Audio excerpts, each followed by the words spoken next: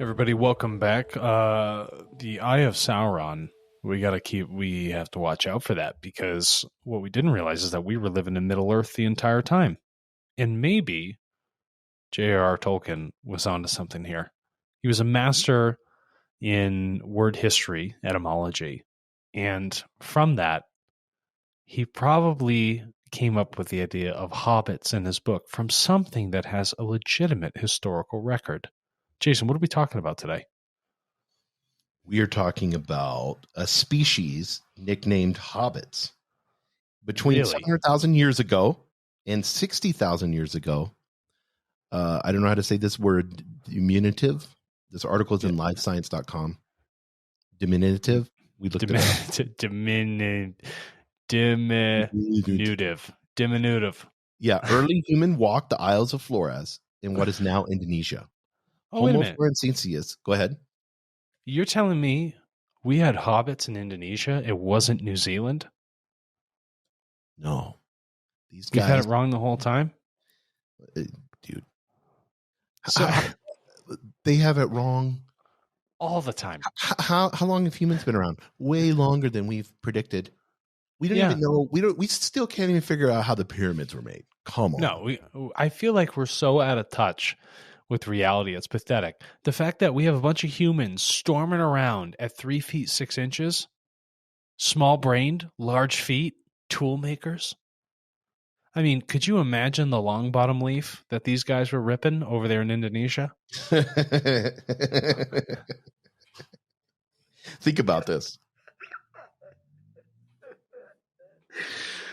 And one of the anthropologists said, we simply don't know when this species became extinct.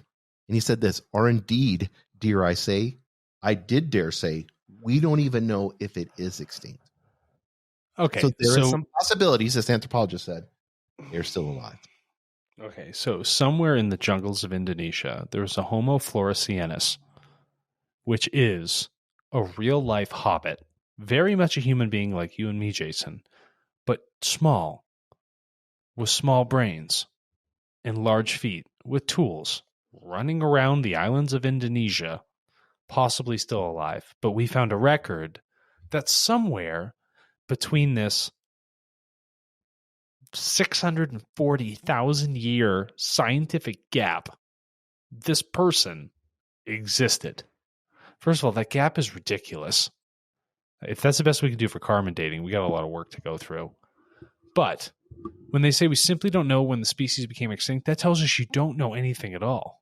You're probably looking at bones from yesterday. You know what I mean? And this is a big claim. But the fact is, and I think the real brass tacks of the whole situation here is that this is probably one of thousands of long lost relatives that we have as Homo sapiens. Do you know what I'm saying, Jason? Yeah, I mean, even if you look at, I mean, they've said that we've had a flood. You know, the Bible talks about this, you know, and whether it's symbolic or whatever, but we do know that we've had cataclysmic events that have devastated the world over and over and over again. You know, we even look at dinosaurs going extinct. You know, I mean, here you had, I mean, how long were they? Oh, they've been on the earth longer than they were on the earth for millions of years and they went extinct. We've only been on the earth for 100,000 years. We're a fucking blip. We're like a lightning strike. So we're doing pretty good because we developed consciousness, self-awareness. I mean, they didn't. But I mean, obviously they would still be around. Go ahead. I want to touch on this because this is fundamentally important on the article. Page 2, second paragraph down at the bottom. Based on faunal evidence, there was likely an environmental change that occurred around 60,000 years ago that altered the landscape. You have to realize that the earth is an extension of who you are. In that if the earth chooses to change, you better learn to adapt. Otherwise, you're going to be extinct. This should just be telling you that we cannot live on the earth. We need to live with the earth. Yes. And that's going to be a defining difference for us. And we will find many, many more of these ancestors, many more species that have gone extinct. But what we need to realize is not the fact of when they went extinct or what might have happened. It's the reason that they're not here anymore. They're currently not here at this moment looking at our bones.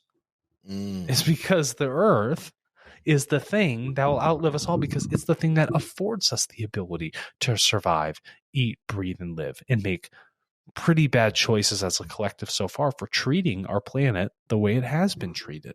In small changes in flora and fauna can be the difference of wiping out an entire species of humans. Yeah, I mean, and you look at the communicative aspects of how everything is so interconnected, not just in the universe, but let's just stay with Earth. I mean, from, trees talking to each other to bacteria talking to each other. I mean, the list goes on and on. So these, like you said, these small changes amplify millions of X over to the point of where you have something like this, whether they still exist or not. I mean, they've proven it. They found bones in several areas, some teeth. They found tools next to where they found it. So I mean, this isn't just like somebody guessing. That there's actually evidence that they found of these tribe of people. And we look at something like this, and we have the audacity to think that it scared the shit out of us. COVID did in the beginning. In the first beginning, everybody thought they were going to die. But, I mean, what happens when a plague hits us? What happens when, MRSA becomes something, it's already against all. I mean, a lot of people die from MRSA when they go to the hospital because it's resistant to antibiotics. So, and I'm not trying to scare people. I'm just saying we've created these monsters, literally. And we're sitting here in our complacency. I mean, right now, right this moment, we have a dictator. They say he has cancer, brain cancer. He's isolated himself from all his people, from his military, everything else. And he has the capacity to literally destroy the planet Earth right now. Because he could, they have those they've launched them to Ukraine, those hypersonic missiles. So within 3 to 4 minutes, because we start launching, they start launching. Next thing you know, I mean, it only takes, I read the other day, I think it takes like, I may be wrong, but it takes like 13 nukes to destroy the Earth or something like that. Yeah, I think, probably. How many thousands do we have? Yeah, thousands and thousands. So that could happen in 3 minutes. We could all be dead. Right. And I think we need to just, when we discover these things, like our little Hobbit friends in Indonesia, everything in this historical record should be a wake-up call, because tomorrow a meteor may hit. Tomorrow it may be a new plague. Tomorrow it may be nuclear war.